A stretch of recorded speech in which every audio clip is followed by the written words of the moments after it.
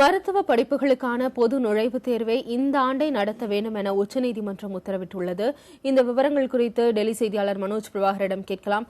மனோஜ் பிரபாகர், மருத்துவ பொது நுழைவுத் தேர்வை ஏன் இந்த ஆண்டை நடத்த வேண்டும் அப்படின்னு உச்சநீதிமன்றம் உத்தரவிட்டிருக்காங்க? திவ்யா, அதாவது ஏற்கனவே இந்த மருத்துவ படிப்புகளுக்கான பொது நுழைவுத் தேர்விற்கு அனுமதி வழங்கி உச்சநீதிமன்றம் கடந்த மாதம் உத்தரவிட்டிருந்தது. இதற்கு இடையில் இந்திய மருத்துவ கவுன்சில் சார்பாக ஒரு கோரிக்கை இன்றைக்கு உச்சநீதிமன்ற நீதிபதி அனில் ஆர் தவே அவர் முன்னிலையில் வைக்கப்பட்டது. அப்பொழுது இந்த ஆண்டே இது போன்ற ஒரு நுழைவுத் தேர்வை இந்தியா முழுவதற்கும் நடத்துவதற்கு பல்வேறு விதமான நடைமுறை சிக்கல்கள் இருக்கிறது. எனவே எங்களை அடுத்த ஆண்டு, அதாவது 2017-18 கல்வியாண்டுக்கு இந்த மருத்துவ நுழைவுத் தேர்வு நடத்துவதற்கு அனுமதி அளிக்க வேண்டும் என்று ஒரு கோரிக்கை வைக்கப்பட்டது.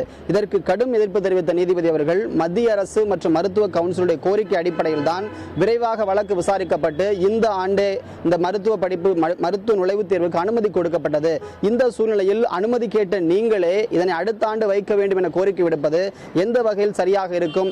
ஏற்கனவே மாணவர்களும் இதற்கு தயாராகி வருகிறார்கள். எனவே இந்த ஆண்டு உடனடியாக மருத்துவ கவுன்சில் இந்த தேர்வு நடத்துவதற்கு முடிவெடுத்து அதற்கான தேதிகளை நாளைக்கு எங்களுக்கு சொல்லுங்கள், அது குறித்து இறுதி முடிவினை நாளைக்கு நாங்கள் எடுக்கிறோம் என்று தெரிவிக்கப்பட்டிருக்கிறது.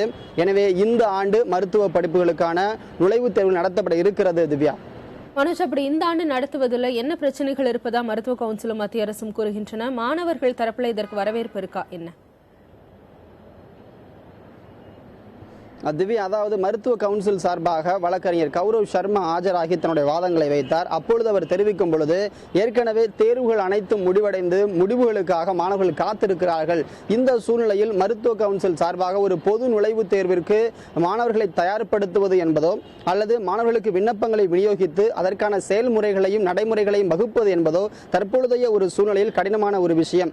ஏனெனில் இதற்கு பிறகுதான் விண்ணப்பங்கள் விநியோகிக்கப்பட வேண்டும், மாணவர்களுக்கு அதற்கான கால அவகாசம் கொடுக்கப்பட வேண்டும், அவர்கள் அதனை பூர்த்தி செய்து கொடுக்க வேண்டும், அதற்கு பிறகு நாங்கள் அவற்றை எல்லாம் பரிசீலிக்க வேண்டும்.